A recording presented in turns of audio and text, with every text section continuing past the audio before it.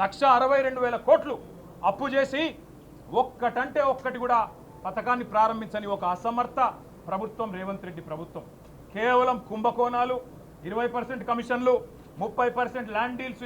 నా మాట కాదు, కాంగ్రెస్ ఎమ్మెల్యేలు చెప్తా ఉన్నారు 30% కమిషన్ ఇస్తేనే మా మంత్రులు పనిచేస్తారు, 20% కమిషన్ ఇస్తేనే బిల్లులు వస్తాయి అని వాళ్ళ స్వయంగా కాంగ్రెస్ ఎమ్మెల్యేల నోటంబడ వస్తున్న మాటలు. కాంట్రాక్టర్లు సెక్రటేరియట్లో ధర్నాలు చేస్తున్న పరిస్థితి. ఈ దుస్థితి గురించి గవర్నర్ గారు ఏమన్నా చెబుతారేమో. అవినీతి రహితంగా ప్రభుత్వాన్ని నడిపే ప్రయత్నం చేస్తాము.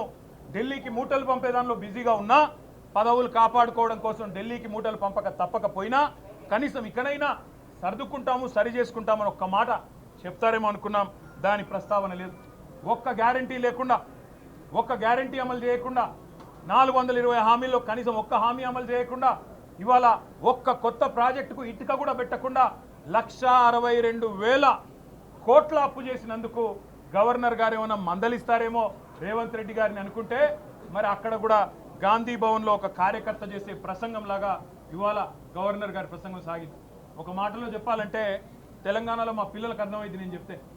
ఈరోజు నిజానికి తెలంగాణలో ఉన్న పరిస్థితికి సావుడప్పు కొట్టాలి, కానీ పెళ్లిలో డీజే కొడతారు చూడు, ఆ డీజే కొట్టినట్టు ఈ ప్రసంగం డబ్బా కొడుతూ గవర్నర్ గారు ఇవాళ రేవంత్ రెడ్డి ప్రభుత్వం ఏదో ఉద్ధరించింది. ఏం ఉద్ధరించింది, ఎవరిని ఉద్ధరించింది?